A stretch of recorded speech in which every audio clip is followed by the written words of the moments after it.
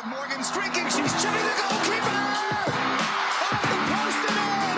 Hat trick for Lloyd. The pay disparity between the men and women is just too large, and we want to continue to fight. The generation of players before us fought, and now it's our job to keep on fighting. The pay cap for the women's Major League Soccer players is 11 times less than the pay cap for men's Major League Soccer. 11 times. Rapinoe gets a crossing.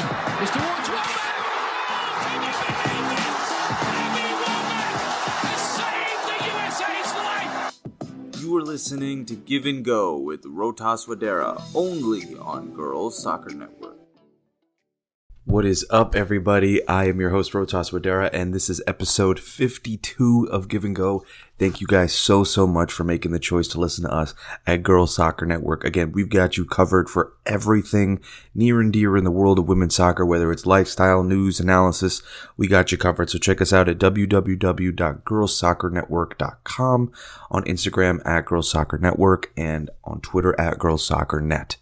Now, I understand it's been a little bit of a hiatus for us, but we are very happy to be back. A little bit of a summer break, but we've got a jam-packed episode for you today.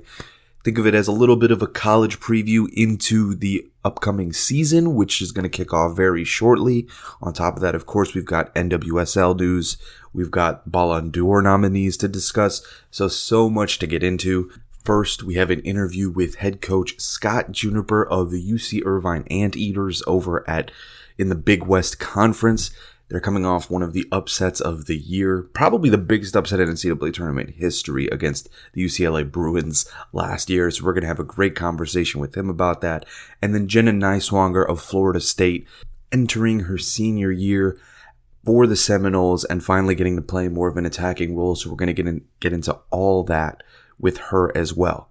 So without further ado, let's bring you first the Scott Juniper interview, which again was an absolutely fantastic conversation. We really got into the nitty-gritty of what it means to build a program at a mid-major, what he loves about the school, and the kind of attacking play that they want to have at UC Irvine, along with how you build on what they did last year.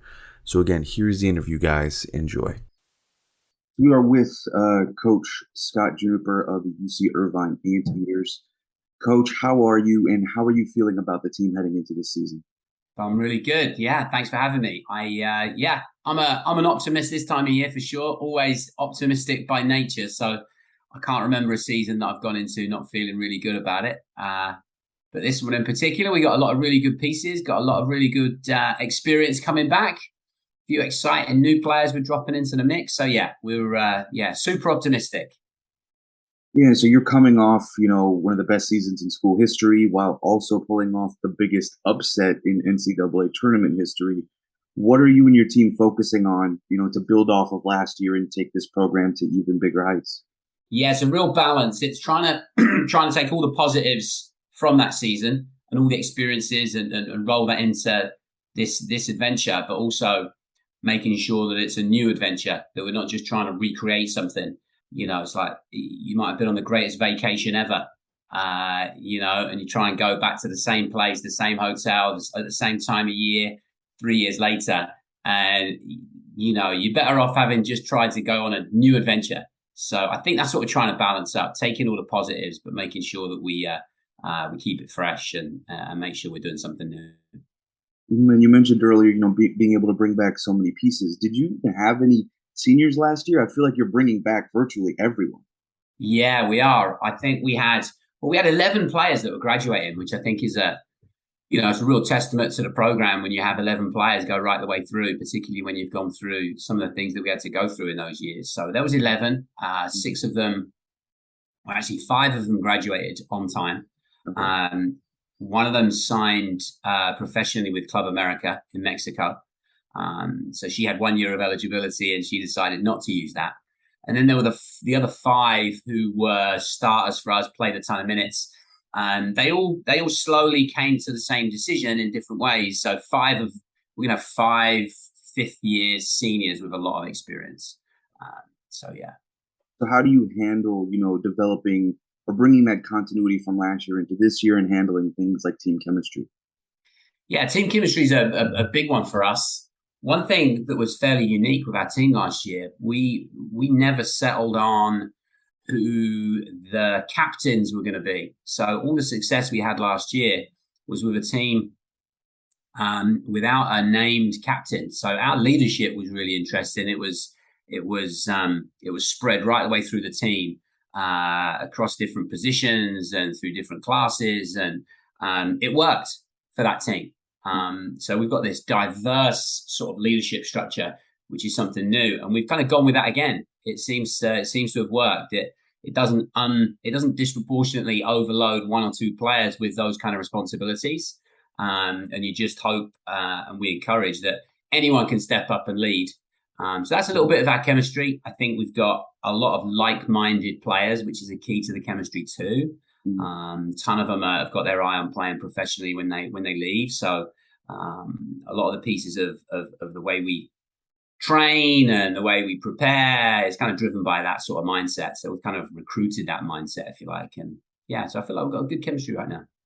And where did the idea of having multiple captains or not having a set captain come from? Because that's certainly a very different approach from a lot of coaches and teams around the country. Yeah, we stumbled on it. Honestly, it wasn't anything, that we've studied. It was a gut instinct, I think. Growing up in England, I was used to having one captain, and that was it. It was very clear.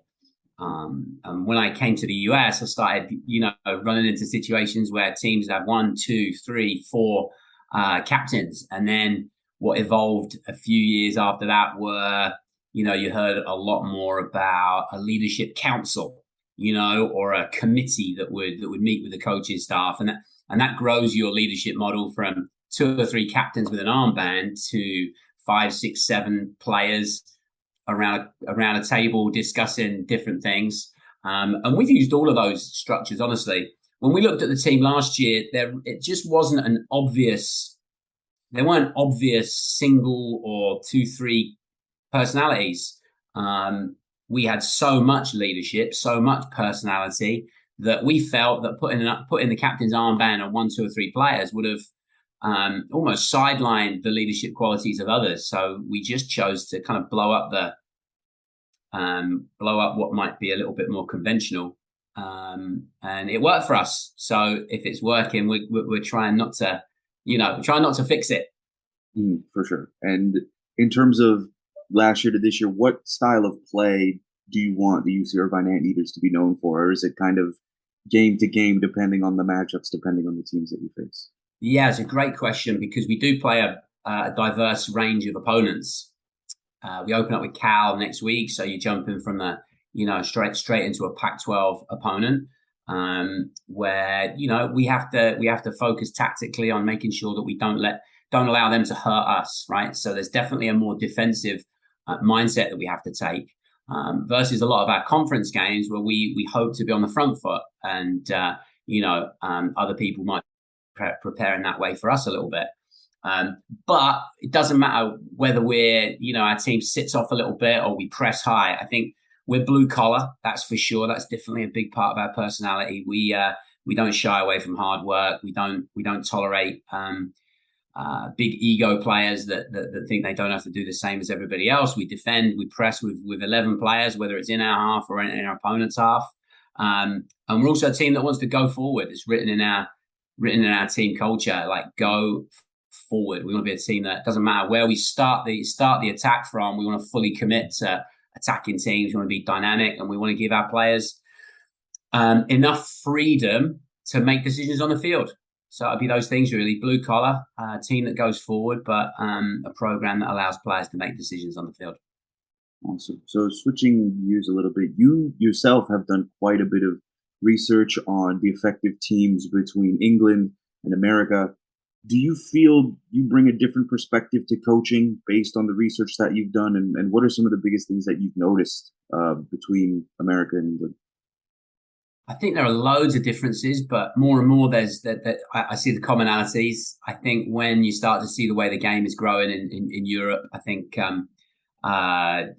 there's when you have all the different international influences that are now blended through different countries, the commonalities come out. You know, England just won the Euros with a coach from the Netherlands, you know, I think. So yes, there are differences. I mean, the biggest difference is really in the structure of, particularly football in the UK for women.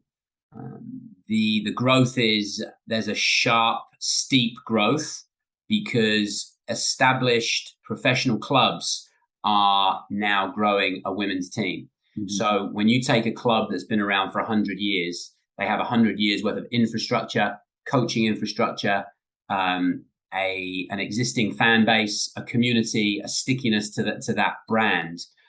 So you can grow a women's team in that environment in a different way that you see the two professional clubs in California establish themselves. And they've done an incredible job up in LA with Angel City and the San Diego Wave. They're starting from zero with no infrastructure. So that's incredibly impressive. I'm not sure that would work in the UK. So there are certain benefits to either model.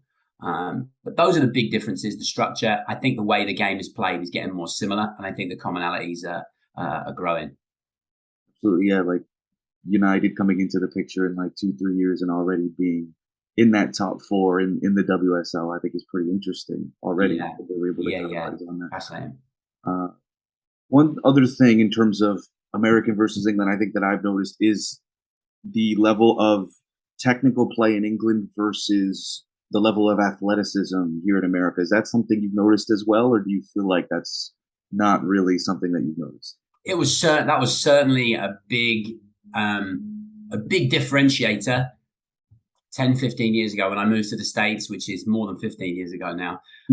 You know, that definitely was a differentiator, and it was tough for European players to land in the US and catch up to the athleticism and the demands and the pace of the game.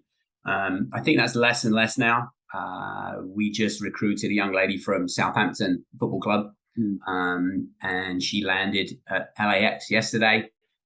She hasn't practiced with us yet. We've got some paperwork to do. But we anticipate that she's going to be one of our most athletic players. So I think that gap's closing. I think the sports science in the UK around women's football is growing really, really fast. So, you know, I think that will start from younger and younger ages. And then over time, I think that advantage maybe that the US and US players might have on that side of things might start to, you know, reduce a little bit. But we'll see, right? Because the US are going to be playing England in October, I think. Yeah, it's sold out already, right, at Wembley? Amazing. Yeah, it's awesome. Yeah. That's going to be fun. Especially after the Alex Morgan tea drinking. There's a bit of a rivalry that's been... Yeah, there's me literally drinking my tea as we're chatting. That was good timing. Yeah. So this is going to be 15 years for you now at UC Irvine, right? So what is it about the school, the program that keeps you there? Because I'm sure at least one big college program has given you a call after last year's, you know, results and tried to poach you away. So what is it about the school that keeps you there? It's interesting. I get asked a lot, you know, when you as a college coach, when you win a lot of games, people ask you those kind of questions quite often, particularly when you're at a school that is often referred to as a mid-major, right? I guess that's where you would classify us. I always just invite those people to come spend a week. Come spend a week with us. Come and see where we work. Come and see the people that we work with. Come and learn a little bit more about the quality of the school. I'll show you where the players live.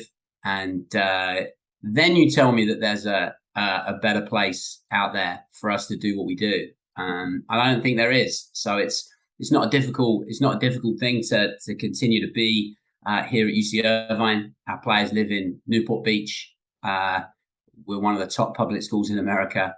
Our training facilities are, you know, just grade A. We've just hosted the Rams NFL team for a couple of weeks, and we feel like if it's good enough for the Rams, you know, we're in great shape. So the other side of it is the human side of it. You know, my wife and I are very happy here. Our kids are very happy here. But it's still UC Irvine women's soccer still allows me to compete at a very, very high level. We've got a supportive administration. So all of that's great, you know. So we love it. And speaking of, kind of the infrastructure that you have, you've coached at every level here in America except for the NWSL. Is that something that would interest you down the line? Because we're starting to see all these college coaches, Mark Krikorian, Chris Petruzzelli, Becky Burley, they've all gone to the league now. Yeah. After building programs. Is that something that would interest you down the line? I'm interested in all of it, honestly. I'm fascinated by all of it. I think the names that you mentioned and the real sort of legends of college coaching, and I've got a long, long way to go before I could, if I could achieve even close to what that group of coaches have done, I'll be very, very happy. But I'm still very young in coaching. I was hired as a head coach when I was 29 years old. So I was very, very young, got a very, very early head start on it. So I feel like I've got so many coaching adventures ahead of me. If that includes professional soccer at some point, great. I think the national team environment is exciting as well. And I think over the next 10, 15 years, I think the growth of the game globally is going to continue to grow kind of at that exponential sort of rate now. For the foreseeable future. So I think it's really exciting for the players. I think it's exciting for coaches as well. I think we're all going to have an interesting adventure as the global game grows. Absolutely. Last question for you. What is your advice to all the young girls out there looking to make it to the next level, whether that be varsity, college, the pros? If I was to summarize it, it's hard because there's so many things they've got.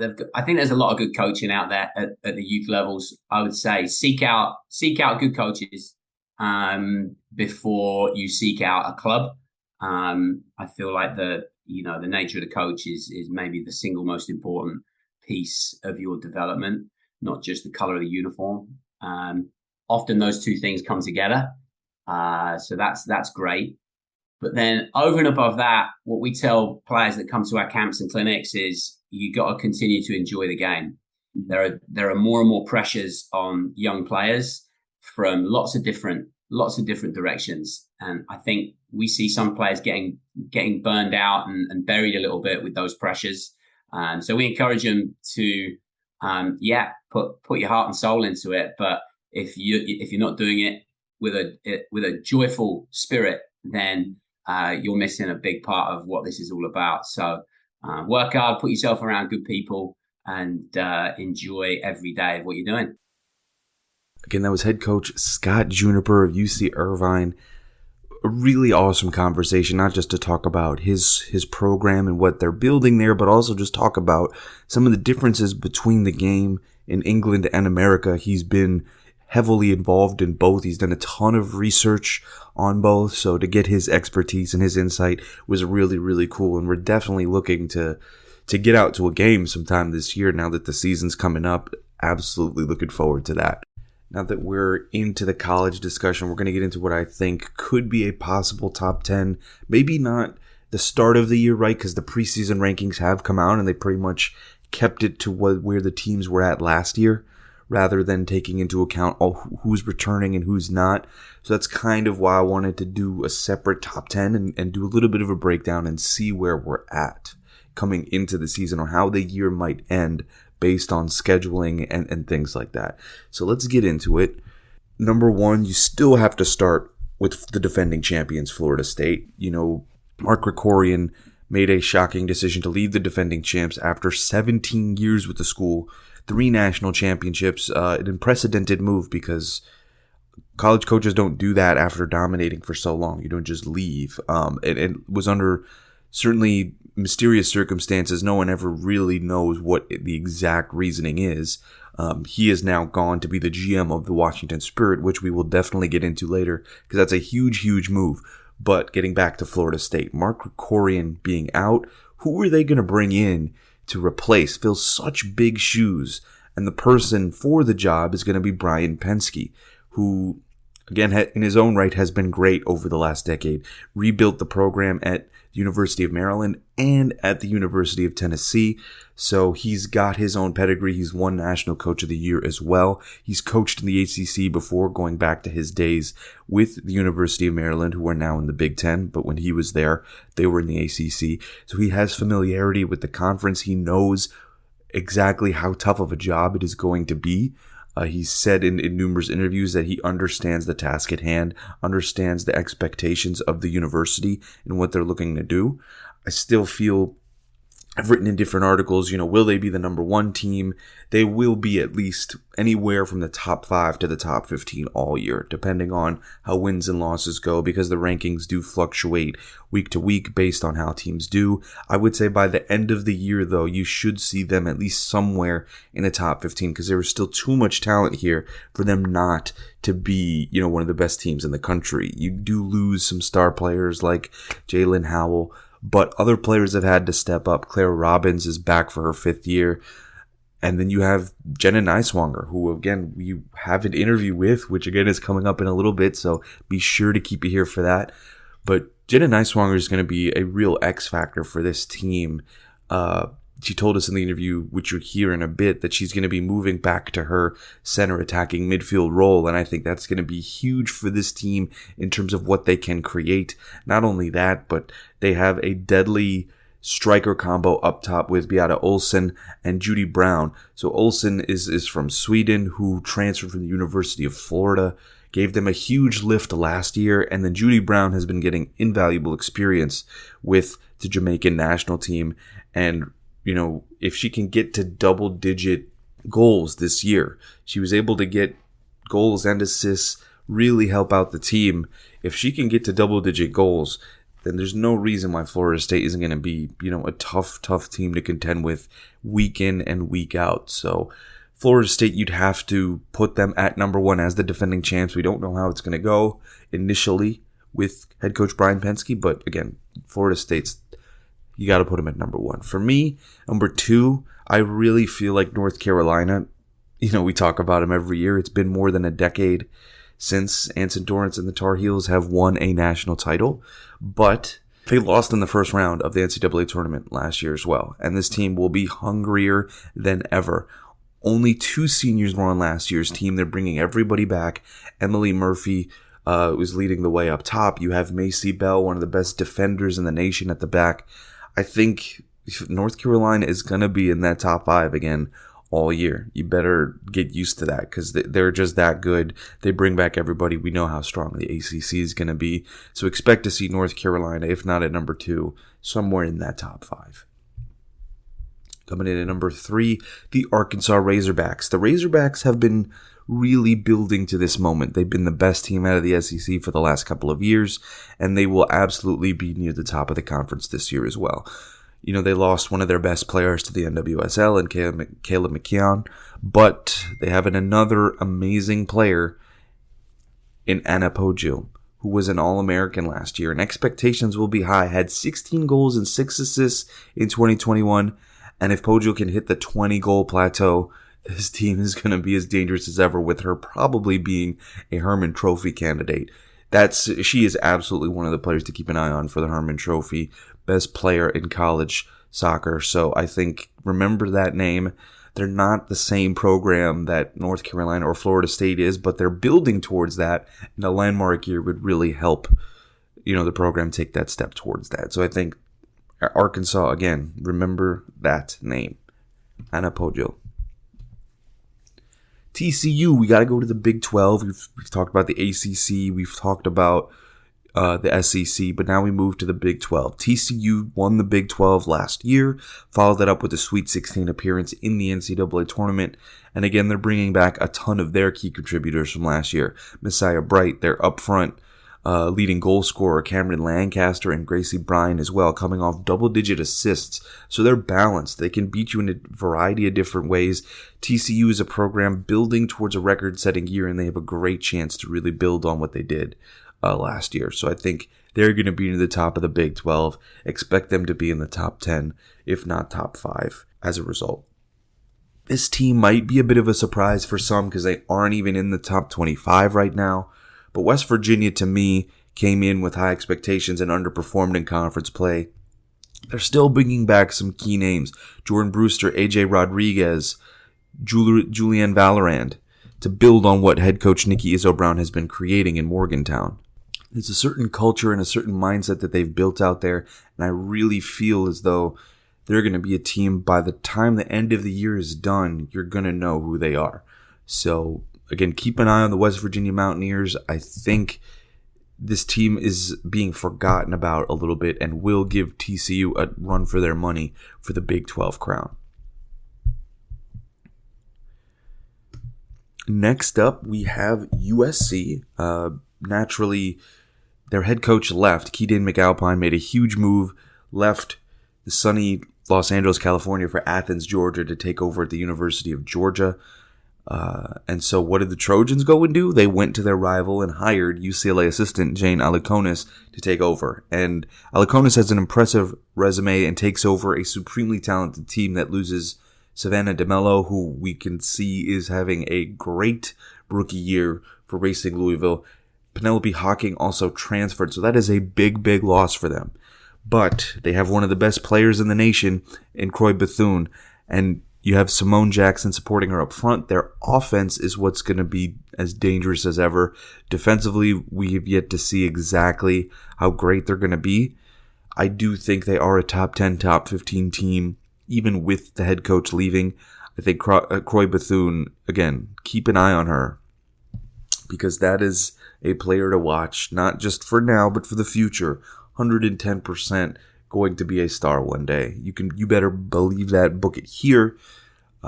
She is going to be really, really good. So again, remember her. USC figures to be, I feel, again, in this top 10, top 15 range. Moving on. Tennessee. So, Brian Pensky was just at Tennessee. Longtime assistant Joe Kurt takes over. Considering he's been with the school since 2007, he knows his way around Knoxville. He inherits an incredibly deep team with barely any seniors. The top 5 players are all returning. Taylor Huff burst onto the scene as a freshman of the year, in the SEC, and then to support Jada Thomas in the attack.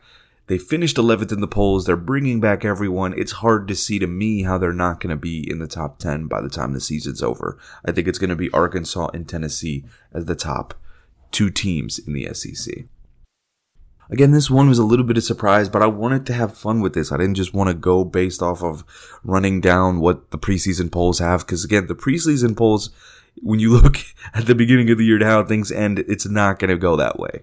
Those top 10 teams are not going to be the 10 teams that you see at the end of the year. It's not going to go that way. So for me, I think a team that you can keep an eye on is Washington State. The Cougars have had to wait for so long, to kind of burst out of the shadow of USC and UCLA. And now that Amanda Cromwell's out from UCLA, and Keaton McAlpine's gone from USC, the door is open. The door is open for Washington State to take over. They've been building towards this, like I've said. Elise Bennett, one of their stars from last year, is doing big things for the Current right now, has already scored a bunch of goals, but the rest of the core remains. Grayson Lynch, Alyssa Gray will lead the way, along with the key transfer in Enzi Broussard from West Virginia. That's a big loss for Coach Nikki Izzo-Brown, but a huge get for Washington State. I think the Cougars will set a high bar for themselves. They've really got a chance to do something special this year and build on everything that they have worked towards in these last couple of years to really push UCLA and USC out as like the top team. Stanford's in that picture as well, but I think Washington State is a team to really keep an eye on that's flying under the radar. Last 2 teams here, Pepperdine. Pepperdine finished, 13th in the United Soccer Coaches poll, one of the best seasons in school history. They have one of the best 1-2 punches in Joelle Anderson and Tori Waldeck. Got the chance to watch them live last year, and they're the real deal. All right, they are the real deal. They do play in a slightly less competitive West Coast conference, but again, that's the conference Santa Clara is in. They're still playing tough enough competition where you have 2 or 3 ranked teams. So they should be able to dominate, rack up some wins, and I think that's what's going to get them into the top 10. If they can beat Santa Clara as well, that's going to be a highly competitive matchup. they have a chance to propel themselves into the top 10. So I think Pepperdine, another surprising team here that a lot of people won't expect to hear, but I absolutely like them a lot. Again, flying under the radar. Last team from the Big Ten, you have Notre Dame. Added some outstanding players to the transfer portal to bolster what is an already strong roster. You have a trio of Olivia Wingate, Maddie Mercado, and Corbin Albert. They're already a top 15 team. Then you add Anna Rico from Pittsburgh, who is basically one of their best players, and Christina Lynch from defending champions Florida State. And this team has a little bit of everything now. 4 graduate students, they're going to be the most experienced. They're not going to be afraid of anyone. They are deep. The ACC is tough, but this conference usually has 3 or 4 teams in the top 10 all year, and Notre Dame, I think, figures to be one of them. Virginia and Duke, of course, I know it's a bit of a surprise to not have them in this top 10. I do think they will all, be in and out of this top 10, top 15 all year. But I just wanted to highlight, some of the other programs, since it is the same schools year in and year out. Don't hate me, Virginia and Duke fans. I do think, again, they're going to be very competitive this year as well. But just wanted to highlight some other programs that are on the rise as the gap is starting to close between some of the powerhouse schools. Now you're starting to see more parity. You're starting to see more upsets, like what we saw with UC Irvine, taking out UCLA, like we saw with North Carolina losing in the first round of the tournament.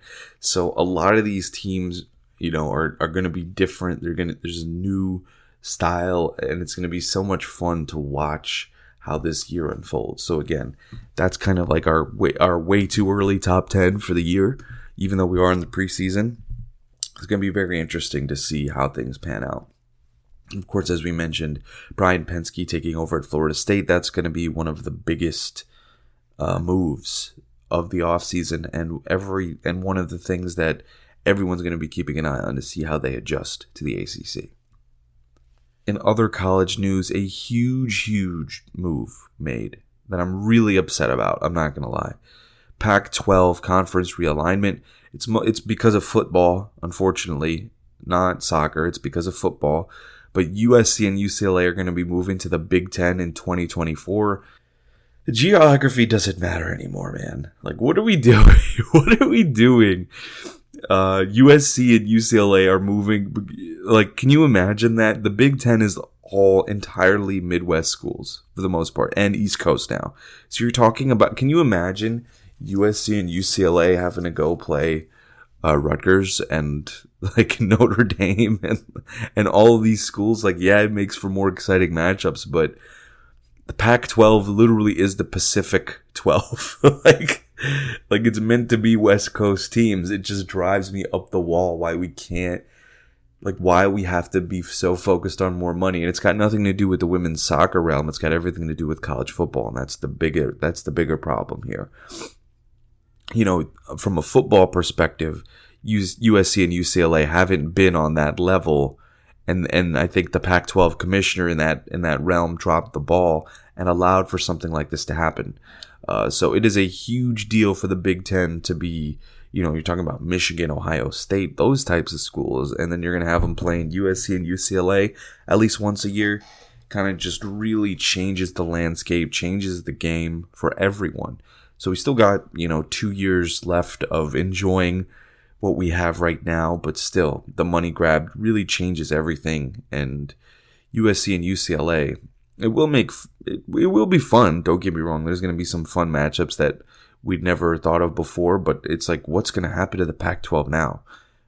Outside of Stanford and Washington State in terms of soccer, who else is really there to pick up the torch for the Pac-12? Do they look to add 2 smaller mid-majors to their conference to try and bolster what they have? Because you're talking about the Pac-12 possibly falling apart if these 2 schools leave. They're the 2 biggest schools in California. They make so much money for the conference. They do so much for attracting attention to the conference. So USC, UCLA being gone is very, very unfortunate. Again, still 2 more years, but yeah, I'm not happy about this. I hate conference realignment so much. I would just wish we could keep the schools where they're meant to be geographically and keep the conferences that way. But hey, capitalism, money will always reign supreme. There's also been rule changes to the college soccer season, which are going to be very, very exciting. So for the regular season, overtime has been eliminated, meaning if a game is tied after regulation 90 minutes, it will end in a tie. Ties are going to be big now during this year because previously teams played 2 10-minute overtime periods in a sudden victory golden goal format, and if neither team scored, the game ended in a tie. So you did see ties last year, but we're going to see a whole lot more this year. Again, for health and fitness, this is great that they don't have to play those extra 20 minutes unnecessarily. Just end it there. And then when it really counts, when it really matters in conference tournaments and NCAA postseason games, the sudden victory component has been eliminated. So sudden death, no longer there. Teams will play 2 10-minute overtime periods instead. And also, when a substitution is made by the winning team in the last 5 minutes of the second overtime, the game clock will stop. So that, again, right, makes it for a very interesting last 5 minutes of the game. You're trailing by a goal. You need every single second possible. So that rule is really great. So yeah, sudden victory, sudden death, no longer a part of college soccer, which means we're going to see a lot more penalty shootouts. I think that's kind of what you could tell the NCAA wanted to shift more towards that for probably for TV ratings and just for overall excitement for more neutral fans, as opposed to the actual fans that have to sit through the penalty shootout. Like, that would be not fun. And lastly, video review, VAR. The panel approved expanding video review to include whether a foul occurred inside or outside the penalty area. So, we are opening Pandora's box. It is official. We have VAR in more ways than one. But yeah, inside or outside the penalty area, I think, is a good line to draw. It's not necessarily reviewing whether it's a penalty or not. I guess in some cases it is, right? Because you're inside, outside the penalty area, but anything that's inside the box wholeheartedly will not be reviewed. So that's a good thing. I think we need to slow our roll here when it comes to VAR at the college level and trying to have it universally everywhere. There aren't enough camera angles, right, for this to be the most accurate system that we use. So again, video review is good, but how much of it, to what degree that we use it, is also very important. All right, it is time for our second interview. Again, we had a nice sit down with Jenna Nighswonger of Florida State, center attacking midfielder who is heading into her senior year. Enjoy, guys. You're with Jenna Nighswonger, midfielder, defender, all-purpose player for Florida State University. Jenna, how are you feeling heading into your senior year? Really excited to be going into my 4th and final year at Florida State. It's been great being back with the team and seeing the old players again and meeting all the new players. This preseason has definitely been short, but it's been full of growth and learning. And I think we're all just really excited to get started and play some great games against some great opponents. Absolutely. And do you and the rest of the team miss Coach Krikorian, or have you in the locker room moved on and really tried to have a focus on this year? I think we're really grateful for the time that we had with Mark. One of the things he always emphasized about why Florida State was so different is because we're treated like professionals. And part of being a professional is dealing with the uncontrollables, such as manager changes. So it's part of the game, and we're fortunate that we have a great new coach stepping in, Brian Pensky, and he's been great to us so far. You just mentioned Coach Penske, and how have things been going with him as the team gets ready for this year? I guess is there a difference in like coaching styles between him and Coach Krikorian? As I said, it's been a lot. This preseason's been a lot about learning and growing, and that's learning about the players, learning about the new staff learning about us. Brian's been so great coming in. He's super humble and attentive to our wants and needs, and he's caring. He's made his mark on us all so far, and it's very positive. So I'm excited for this season, and we're really lucky to have him as a coach here at Florida State. So you're a very versatile player. You played all over the pitch during your time at Florida State, but what is your favorite position to play on the field? I love playing attacking center mid. It's my favorite spot. I feel like involved in every play when I'm there, and I do think it's easier to have the whole 360 of the field around you. So as I'm glad to have started as a freshman in the wing position, but I'm really happy to be playing attacking center mid now for Florida State. So that's kind of, that's your role going into this year, as opposed to having to play at the back and in the midfield now that you're moving up front. That's your set role this year, you feel?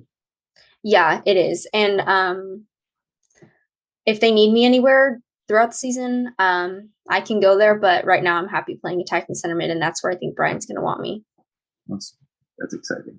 We're excited to see you too. So what are some of the biggest improvements you feel you've made this offseason? And do you have any favorite drills, exercises that you use to improve that you'd like to go through? One thing I really wanted to focus on this offseason was my shooting, and just gaining confidence and getting some reps in, simplifying my technique, I think, and just making it something more clinical, because I tend to have overthought my shots and everything.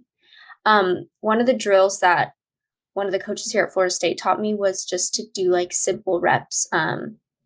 Practicing shooting for me isn't about doing all these like crazy runs and tricks before I shoot. It's mainly just like me and the ball and having a touch out and like shooting and just working on my technique. So I think for people that want to work on their shooting, first just nail the basics and do simple shooting like that, and then progress into different movements and different skills before you shoot. But mainly just get the technique down first. That's what I've been working on. And I've seen a lot of growth, so I'm happy about it. That's awesome. And you've mentioned in previous interviews that it is your goal to play professionally, that you want to go to the league. So, if obviously you have the draft process, but if there was a team that you would like to go to ideally that you feel you'd be a great fit for, what team would that be and why? I actually haven't decided yet if I will be entering the draft. I'm also looking into playing in Europe as well. So I think it's hard for me to decide on like an NWSL team that I want to go to, but in Europe, I've always wanted to play for Champions League level teams. So I think just working towards that goal of mine is really big for me right now. Cool. I don't have a specific team really. I'm just open to anywhere that will have me. For sure, yeah. Because there's so many teams out in Europe, and do you feel like there's a different style of play that would also help you develop your game in a different way compared to having been in America this entire time? I think just finding a team wherever they are that is more possession based and technical, and wants technical players in the midfield. I think that's a team that I'll benefit from the most, and I can give the best to them as well. So, you're now, as a senior, one of the more experienced players who's been around the program, been a part of national title winning teams. Have you been asked to take on more of a leadership role? And is that more vocally or more leading by example? I think my leadership role in the team kind of just came about. It was obvious after Jalen leaving that we needed to have a more vocal presence on the field. And I'm not quite as vocal as Jalen, but I'm trying to work on that. And so just trying to lead by example, but also having more of a vocal presence on the field is going to be really important, especially because with the manager change and everything, I think it's just important to have these strong leadership qualities right now amongst the team. And we do have a lot of great players with great leadership qualities, both vocally and leading by example. And I think it creates a more comfortable environment for everyone when they do have people leading them and helping them along the way. Right. And how would you say this year team chemistry is going into this year compared to last year? I think something Mark has always helped the team with is a strong team chemistry in the way he's recruited people. And I think Brian's done the same. Brian brought in another girl, a transfer, and she's already fit right into the team. So I think our team chemistry is really strong. We do a lot of work on team chemistry, which I think is really important. I believe you can't win a national championship without having strong team chemistry. And our team chemistry is looking really good. Everyone, like, we always try to like focus on positivity and getting the best out of each other and ourselves every day. And I think that's something that hasn't left. So what are some of the things that you guys do in order to make sure that you guys are always on the same page? Is it like team dinners? Is it going out off the pitch? Like, what are some things that you guys like to do? In preseason, we have team lunch and team dinner every day, which I think is like a great opportunity it's more of an informal environment for people to get to know each other. We hold a meeting at the beginning of the semester to outline our goals and responsibilities for the team. And I think that's just a good way to, again, like outline what we expect team culture to be like and give the freshmen an idea of what it's like to be a player here. We have meetings as well throughout the season, just working on building team chemistry, like trust and building trust and dealing with conflict and stuff like that. For sure. And you're, on the national stage and visibly, like, everyone can see you now. What kind do you consider yourself to be a role model for a lot of the younger girls out there who are looking up to you? And what kind of example do you want to set as a player in person? I don't necessarily know if I consider myself a role model, but I hope to think I'm setting like a pretty good example for everyone out there. I think I just try to show myself as like a hard worker, and I care a lot about the sport and improving myself and my teammates and doing well for the team. So I think that's something that I try to show on the field because it's how I feel in my heart. So hopefully that comes across. Absolutely. And last question, if you could say anything to the fans of Florida State going into this year in terms of what they could expect, what would it be? I think at the end of the day, we're still Florida State and we still have an amazing team, and that's not going to change anything. Brian's a great coach, and like I said, we're lucky to have him. So the Florida State's fans are one of the best fans of the country, and we have amazing people show up to our games every game, showing their support for us, rain or shine. So I think we're just going to need that again this year. And their support is always so important for us, whether it's home or away games. Having them and seeing them, it gives us so much energy. So we appreciate them, and we really need them this year to come out. Again, that was Jenna Nighswonger of Florida State. Really interesting to see her talk about how the team, of course, misses Coach Mark Krikorian, but again, they're still all business, how they want it to be run like a professional team and how they're all ready to go. Other thing was her willingness to also not just either go to the NWSL if given the opportunity, but I think looking to develop her game more in Europe and play in the Champions League. I think that's really cool to hear that perspective, whereas you think a lot of players who are here in the States might want to just go straight to the NWSL, but again, that's not the case. I think players see Europe as such a viable option for the beautiful game that, it's hard to deny it when you see the infrastructure and how it's being pumped in at the Euros. We just saw England win, the infrastructure that's being put into place there everywhere around Europe, and how great of a competition we had through the quarterfinal onwards. So yeah, Jenna Nighswonger, it was great again to have her back on the podcast. We've actually had her on before, but to have her back on and talking about her experiences and what it's going to be like this year at Florida State, I think is going to be really enjoyable, again, to keep an eye on them and head coach Brian Pensky and see how far they go. All right, time to switch gears to the NWSL and Europe. But first, the NWSL, like we mentioned, Mark Krikorian ending up as the GM of the Washington Spirit. A huge move for one of the most respected coaches in American soccer right now. I think it's hard. You'd be hard pressed to find anyone who has a bad thing to say about him and what he's built at Florida State or what he did build before leaving. I think what's interesting is it's not a like for like swap. He's not taking over the head coaching job at the Washington Spirit. He's going to be the GM.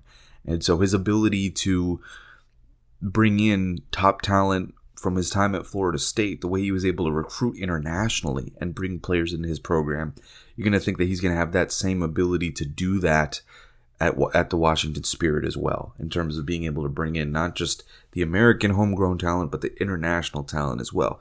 Chris Ward still stays at the helm, and I think everyone involved, whether it's Michelle Kang in ownership, Chris Ward, and Mark Krikorian, they all seem to be on the same page in terms of what they want to build and the type of excellence they want to create at the organization.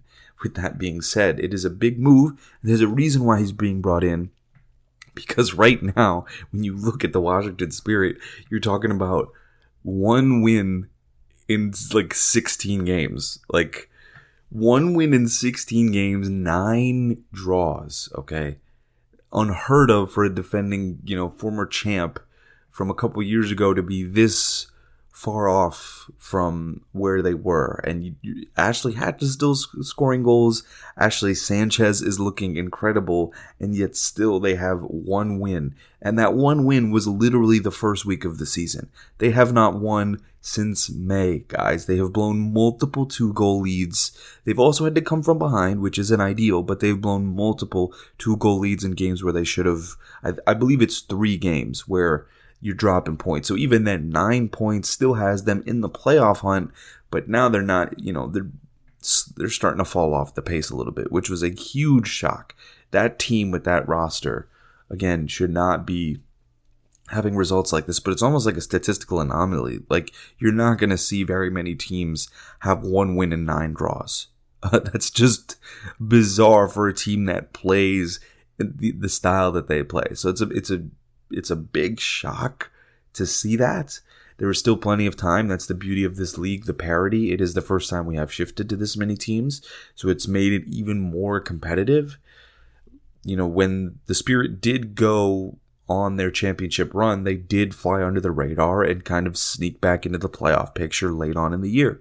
So if they can make that late push now, they still have a chance. It is not over by any means. We're down to like the last third of the year, not even. We've only got so many games left.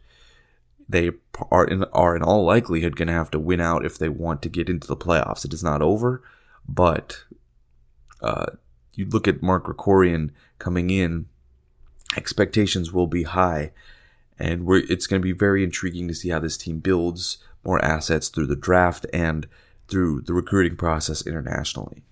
So again, keep an eye on the Washington Spirit. It is a bit of a funky year. I think you could almost, chalk this off as a different, anomaly type of year where it's just bizarre. But yeah, the Spirit, again, are still super talented, still have Trinity Rodman and all those great players there, along with the veteran leadership at the back. So I don't think, they're going anywhere per se. I think it's just been a crazy year, and that's just how the NWSL is. Anyone can be beaten on any given day. Moving on, Scott Parkinson out at Gotham FC. They both decided to mutually part ways. From what we've been hearing, although it didn't work out coaching-wise, Scott Parkinson still is a great person, which is also just as important, right? We talked about the toxicity and players and coaches not really getting along and the abuse that has happened at the hand of coaches, and it does not seem like Scott Parkinson was at any point like that. And so for him to be revered in all those different ways, in terms of how he treated people, I think is still huge, and I think that leaves the door open for him to absolutely get another job in the NWSL somewhere, should he want that, or to go somewhere else. I'm sure he will get another job somewhere else, but it is a bit of a shock to not let him finish out the year, even though I'm sure, playoffs were the expectations for them. And so to not be in that situation has got to be tough for the Gotham supporters and everyone involved with the club. Hugh Menzies takes over as the interim manager, and it is the first black head coach in the history of the NWSL. It is a historic day for the league, and hopefully not, the last for a long time. I would hope that we don't go on a big gap where we don't hire anyone else. We need to make this more of a common theme. Menzies will be the interim manager for the remainder of the year. Hopefully, if they do well enough, and who knows, maybe even work their way into the playoff picture, that interim tag will be removed and he will get the opportunity to be there full time. He has most notably achieved the 2018 CONCACAF Women's Coach of the Year award after helping the Jamaica women's national team qualify for the 2019 World Cup, which was the country's first ever World Cup appearance. Naturally, that is a huge, huge deal, and that is the type of thing that will get you hired somewhere else. So I think the way he led the Reggae Girls will give him a huge opportunity and a ton of credibility in that Gotham FC locker room that he's going to need in order to lead that group, because it is an experienced group of players. There's not a ton of rookies out there. That is an experienced group of veterans that can ball. So excited to see what Coach Hugh Menzies does the rest of the year with Gotham FC. Scott Parkinson out, Hugh Menzies in. The other interesting things that I've noticed during this season is new players in new places making a huge impact. So right off the bat, Rachel Daly out after the Euros, naturally winning at England. I don't know if she told Houston that she wasn't going to be coming back or if it was a mutual parting of ways, but she's gone to Aston Villa. And so what do? They go and trade for a younger Brit who is on the rise and a future star, or star already, in Ebony Salmon for me. I mean, just tearing up the NWSL still, netted a hat trick the other week and continues to just score goals at a high rate for Houston, filling in that role tremendously. Houston has a knack for the trades and the acquisitions that to help them. They're great at identifying talent that way. So Ebony Salmon's doing great things already for Houston, and you can expect her to be scoring a ton of goals already. They're in second in the table right now, and they're in a great spot to finally get their first ever playoff appearance in club history, because they still haven't done it yet. So this might finally be the year. They've shored things up at the back a little bit, with the Katie Naughton addition a couple years ago. So hopefully this is the year, guys. This is the year for Houston. Right? Let's take a look at the table. They are in second right now. There are, two other teams tied with them, San Diego and Kansas City, all on 25 points, so that could be subject to change. Still a couple more games to go, but Houston, please do not choke this away. Please, I want to see you guys in the playoffs. Been talking about it for years, honestly, back from the days when Kaylee Ohai was there. That's when I've been talking about Houston making a playoff appearance. They've always had the talent. Can they bring the best out of themselves and get over the finish line? That's what's going to be fun to watch. Another player who, again, I mentioned a couple episodes ago, the CC Kaiser trade just went so far under the radar. Racing Louisville just let her walk essentially for cash considerations and an international spot. You got nothing tangible back for her. Okay, and I understand. You look at the numbers from when she was at Louisville. 7 matches, no goals, 2 assists. But like I said, this is a baller. This is a player capable of producing. And the second she moved to Kansas City, guess what?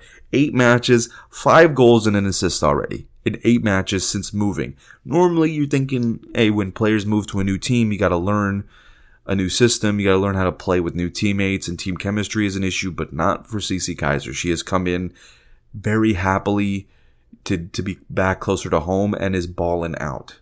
5 goals and an assist. And again, as a result, look at the standings. Kansas City is firmly in 4th right now, right behind San Diego and Houston.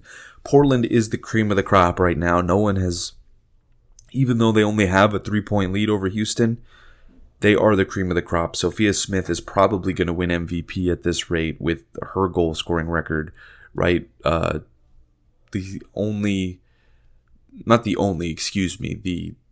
third player in NWSL history, all black women, by the way, to score double-digit goals in 2 different NWSL seasons. You have Crystal Dunn as well. So, again, Sophia Smith is going to win MVP. I don't think there's any question about that at this stage based on how things are looking in the standings. Kansas City, again, firmly in that 4th spot right now. That trade that they made mid-season, Haley Mace has been doing great things. I've talked about her a couple times, but CC Kaiser has been a difference maker for Kansas City, and you can see that clearly, as they are still in the playoff hunt as well. A huge turnaround that would be for them as an organization, considering they were bottom last year or near the bottom and have really rebuilt themselves in a really fun way, which has been really cool to see. Last but not least, Diana Ordonez, another player who we've talked about after the draft. It was a great pick by the North Carolina Courage. You needed to replace some of the star power. Lynn Williams is gone now, and Diana Ordonez has stepped up in a big, big way. 8 goals now, an NWSL record for a rookie in one season. And again, not surprising. When she gets the service, she is going to score. Flat out. We mentioned that many, many times. You could go back, listen to the tapes. We knew what she was about at the University of Virginia. Going back to her freshman year, she was tearing it up over there. So she's been ready for this moment, and you can see that they have their new striker of the future to go alongside Dabinia and Caroline and all those other players who they have out there. I think North Carolina is still building, right? It's kind of shocking to see them at the bottom of the table, but they still have a couple games in hand. Okay, 12 matches played. Gotham has also only played 12 matches, whereas other teams have played 15 to 16. So if you're talking about winning 2 to 3 games out of those 4, your season can change dramatically as a result of that. Same with Angel City, 13 matches played, 18 points. Again, 2 wins moves you into the playoff picture, right? 2 wins moves you out of the 7th spot and into the top 6. So anyone, again, is still in it. The beauty of the league, right? Orlando is such a surprise. Racing Louisville in that mid-table spot, 9th, kind of where you'd expect them to be. Orlando, though, in 8th. Seb Hines and then that staff, 2 wins and 3 draws in their last 5. They're just somehow finding a way to get it done. Finding a way. But yeah, going back to what Diana Ordonez, they played in a thriller also against the Kansas City Current, and that's how the Current are now into the playoff picture with that 4-3 win. An incredible, incredible game. So that's, again, as we get towards the end of the year, these matches are going to get incredibly competitive. There aren't many, U.S. Women's National Team games. There will be in October. Selling out. We talked about that in the Scott Juniper interview where it's going to sell out at Wembley. It already has sold out, U.S. Women's National Team versus England. What a showdown that's going to be. But again, until then, it seems like all the stars are going to be here in the meantime. So no worries there. Prepare yourselves for this final stretch because it's going to be a ton of fun to see how the playoff picture shakes out, because the table, again, is not going to look anywhere close to where it looks like now. Anywhere close.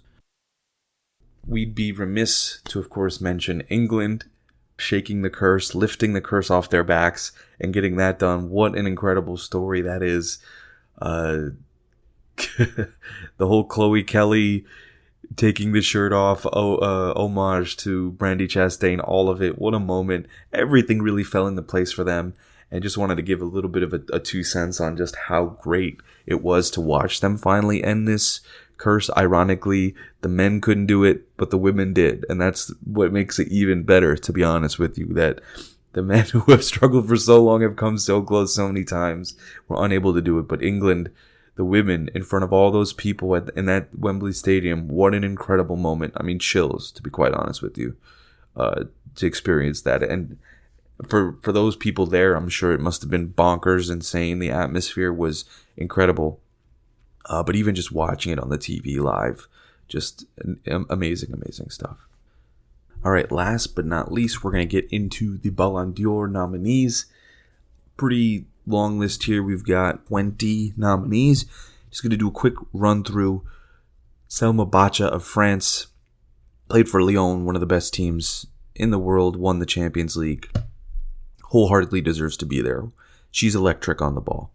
Aitana Bonmati, played a big role in Barcelona's perfect season in La Liga. And then you have what she did for Spain as well, because she really had to step things up in the Euros once, Jenny Hermoso and Alexia Putellas went down. So Aitana Bonmati wholeheartedly deserves to be on this list.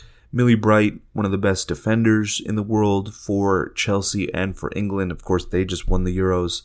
Wholeheartedly deserves to be on this list. Lucy Bronze as well, defender. Was exposed at times, not gonna lie, during the Euros. Sweden had many opportunities to take advantage earlier on in their matchup. But, again, that's still, she got signed by Barcelona, so I think that tells you everything you need to know about what Barcelona, one of the best clubs in the world, feels about her. So, again, Lucy Bronze was going to make this list. Kadiatou Diani for France and for PSG, again, got the chance to watch her really live at the Euros. And, again, when they needed a goal, when they were trailing Germany, it was Diani who created that moment of magic. So, again, whenever you need her to come up with something, Diani and Marie-Antoinette Katoto, two of the best that PSG have to offer. That's what makes this PSG-Lyon rivalry so good. They're really starting to close the gap a little bit. They're starting to get more players on their side of things to make it closer. Lyon is still Lyon, but PSG is, when they have players like Diani and Katoto, who, again, both deserve to be on this short list. Christian Endler, I believe, the only goalkeeper on this list. You could put any of the NWSL keepers on this list, to be quite honest with you. I feel like they're of that level, but Christian Endler always gets that respect. Lyon's goalkeeper, one of the best in the world, if not the best, making the short list.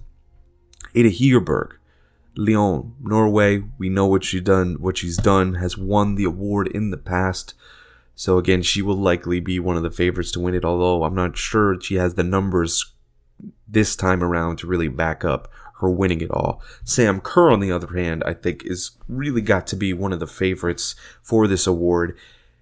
For Chelsea, winning multiple trophies, what she's done cannot be put into words, just her impact and what she can do striking-wise. She just scores goals, man. There's nothing else to it. She just knows how to put the ball in the goal, period. Really cool to see Catarina Macario make the list, for her to be rewarded for the year that she had. Unfortunately, ended the year with an ACL tear, but finally her breakout year has arrived. There was a lot of worry. How good is she going to be? Can she do it? Well, we saw it in spades. She can ball, no doubt. Beth Mead, another well-deserved nomination here for England. Again, they don't win the Euros without Beth Mead. Plain and simple. You need her in so many different ways. So for her and for Arsenal, just had a phenomenal year overall for both club and country. Should be one of the top 5. Vivianne Miedema, Holland and Arsenal, know what she can do. Similar to Sam Kerr, you'd put her in that class. They're basically goal scorers from any which way. Their movement, their ability to finish from anywhere, both of them are so good. So Vivianne Miedema, of course, deserves to be here. Alex Morgan. You know, normally Americans get put on the list and it's kind of been like, oh, you don't deserve to be here. Alex Morgan wholeheartedly deserves to be on the list this year because a resurgence in San Diego. I mean, what a year she's having, approaching, breaking her goal scoring record in the NWSL. Like, she's approaching that. There's no doubt that San Diego is in the top 4 because of her in the NWSL. So Alex Morgan wholeheartedly deserves to make it. And what a comeback story it would be if she were to win the award. She probably won't because there's a lot of European bias on this list, as you can see. But because she's only one of 2 players from America, yes. But still, props to Alex Morgan for an incredible season. Lena Oberdorf, Germany. She's one of the best young stars in the world, defensive-minded and tough as nails. Not going to back down from anybody. Played a huge role in Germany getting to the final. If they don't have her holding things down in the midfield, doing the dirty work, they don't get there. So Lena Oberdorf, also balling for VfL Wolfsburg as well.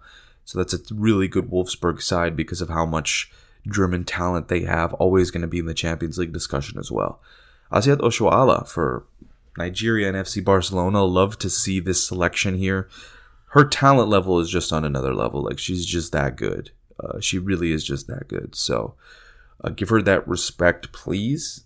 She's worthy. I don't know if she's going to win the award, but absolutely worthy of being on the list. Alexandra Popp, coming off of phenomenal Euros, was just one game away. The fact that she got hurt in the warm-ups before the England game, I mean, again, like I said, everything fell into place for England to win the Euros, because for Popp to be missing, getting hurt in the warm-up before the game, I mean, come on. That's like, I don't know what voodoo curse, whatever you want to call it, was put on that German team, but for your best player to get hurt 15 minutes before the game and warm-ups, like, that is about as unlucky as it gets. Still, she had an amazing tournament and wholeheartedly deserves to be here. Alexia Putellas, again, sucks that she had to miss out on the Euros. Everyone was devastated, received a ton of support, prayers, well wishes, and still, for the year that they had at FC Barcelona, wholeheartedly, she's going to make that short list. Won it again. She's also won the award, like I said, so could absolutely win it again.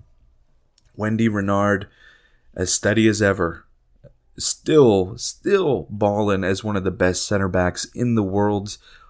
Can't doubt her leadership and her ability, both offensively and defensively. When she's in the box on corner kicks, you have to keep an eye on her.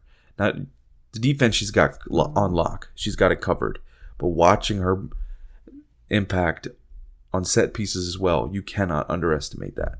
Fridolina Rolfo, again, didn't get to really highlight it at the Euros just how good of a year they had with FC Barcelona.